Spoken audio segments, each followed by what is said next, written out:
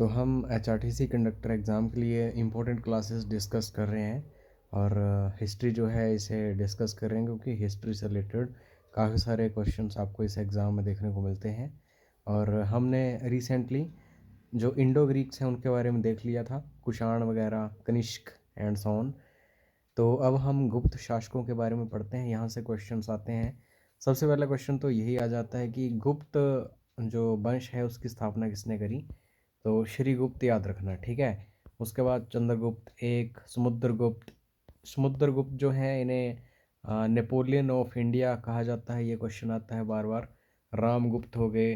और सबसे महान शासक गुप्त वंश में चंद्रगुप्त द्वितीय, इनको विक्रमादित्य के नाम से भी जाना जाता है। कुमार गुप्त एक, ठीक है। ये जो कुमार गुप्त एक हैं नालंदा यूनिवर्सिटी की स्थापना से रिलेटेड हैं ये।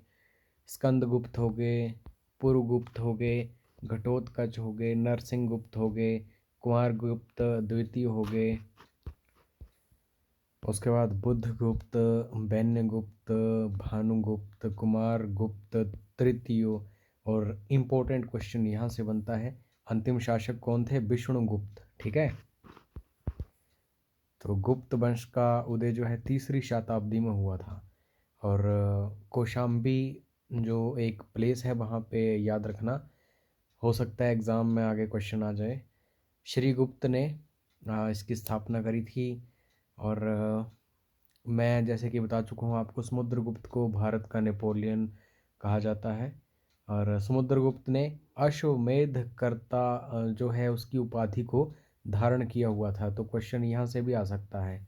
और कविराज भी कहा जाता है समुद्रगुप्त को, ये क्वेश्चन भी बनता है। और सबसे महान शासक चंद्रगुप्त द्वितीय गुप्त वंश के, इनके टाइम में चीनी यात्री आया था, एक नाम याद रखना, फाहियान। तो सीधा क्वेश्चन आता है, फाहियान जो यात्री भारत आया था किस देश से संबंधित है? तो चाइना, ठीक है। ये आए थे चंद्रगुप्त द्वितीय के टाइम में। फाहियान नाम याद रखिएगा। और जैसा कि मैं आपको बता चुका हूँ, कुमार गुप्त ने ही नालंदा विश्वविद्यालय जो है उसकी स्थापना करी थी। नालंदा आज के टाइम में बिहार में है। अब एक क्वेश्चन जो बार बार एग्जाम्स में हमें देखने को मिलता है, चंद्रगुप्त द्वितीय के दरबार में नवरत्न जो थे वो कौन कौन से थे? तो सबसे पहले ब्रह्मगुप्त, उसके बाद अमर सिंह, कालिदास, उसके बाद ब्राह्मीर, धन्वंतरी, आर्यभट्ट। इन सब के नाम याद रखना, यहाँ से क्वेश्चंस आते हैं, ठीक है। तो नवरत्न थे ये सारे के सारे। कालिदास जो हैं ये कवि और नाटककार रहे हैं। आर्यभट्ट जो हैं नक्षत्र ज्ञाता, एस्ट्रोनोमर, नोट, जो भी आप कहना चाहो। ब्राह्मीर और ब्रह्मगुप्त जो हैं ये भी नक्षत्र ज्ञाता।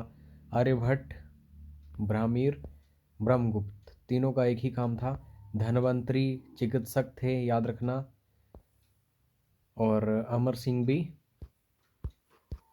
गुप्त वंश के बाद जो हर्षवर्धन है ये हमें देखने को मिले। और अगर मैं आपसे बात करूं कि अंतिम शक्तिशाली हिंदू शासक कौन थे, तो ये हर्षवर्धन थे, ठीक है। तो इनका जो वर्चस्व था, इनका जो शासन था, कहाँ कहाँ था? पंजाब में था, गोंड में था, मिथिला, कान्यकुब्ज, उड़ीसा। तो ये आपको थोड़ा सा नॉलेज होना चाहिए। बाकी पुष्यभूति ने पुष्यभूति वंश की स्थापना की थी। अब सीधा क्वेश्चन आता है कि शिलादित्य नाम से किसे जाना जाता है? तो हर्षवर्धन को शिलादित्य के नाम से जाना जाता है। और जो हर्षवर्धन है इनके टाइम में चीनी यात्री हेन सांग आया था। हिमाचल में भी इन्होंने भ्रमण किया था और काफ़ी उल्लेख हिमाचल का हेन सांग के लेखों में हमें देखने को मिलता है। बाकी दोस्तों, हर्षवर्धन के दरबारी हरिदत्त, जयसेन, बाणभट्ट, म्यूर थे। तो बाणभट्ट ने हर्षवर्धन की जीवनी लिखी है और भी काफ़ी सारे इन्होंने उपन्यास लिखे हैं, तो यहाँ से क्वेश्चंस आते ही रहते हैं। हर्षवर्धन की जो जीवनी लिखी है उसका नाम है हर्षचरित, ये याद रखना। और हेनसांग के बारे में तो आपको पता चल ही गया होगा। हर्षवर्धन खुद भी एक बहुत अच्छे कवि थे। इन्होंने जो रचनाएं की हैं, प्रियदर्शिका हो गई, रत्नावली, नागनंद, ये तीनों एग्ज़ाम्स में आ चुकी हैं, तो एक बार आपको ज़रूर देखनी है। क्योंकि कोई शासक जो है अगर महान कवि भी है तो इससे अच्छी बात क्या हो सकती है, यहाँ से क्वेश्चंस पक्के हो जाते हैं। कुछ मान्यताएं ऐसी हैं कि एक धावक नामक कवि था, उसने एक्चुअली इन रचनाओं को लिखा था और बाद में नाम दिया गया था हर्षवर्धन का। तो ये भी थोड़ी सी एक आलोचना आप कह सकते हैं। हर्षवर्धन की जो सेना थी, उसमें मंत्री परिषद जो थे उनको देखना। भांडी जो है ये प्रधान सचिव होता था। उसके बाद सिंहनाद प्रधान सेनापति, कुंतल अश्व सेना का प्रधान, स्कंदगुप्त गज सेना का प्रमुख। स्कंदगुप्त आगे जाके और फेमस होते हैं, आपको पता है। हर्षवर्धन का जो साम्राज्य है ये प्रांतों में विभाजित किया गया था। जैसे कि आज के टाइम में राज्य होते हैं, जिले होते हैं, जो प्रांत है उसको भुक्ति कहा जाता था। तो क्वेश्चन यहाँ से भी आ सकता है कि भुक्ति जो है किस शासक के टाइम में प्रांत के लिए इस्तेमाल किया जाता था, तो हर्षवर्धन। और जो जिला है उसको विषय कहा जाता था। और गांव के लेवल की अगर बात करें तो ग्राम पटलिक, ठीक है, ये शासन था गांव में। एंशियंट हिस्ट्री जो है उसे हमने अप्रोक्सीमेटली डिस्कस कर लिया है।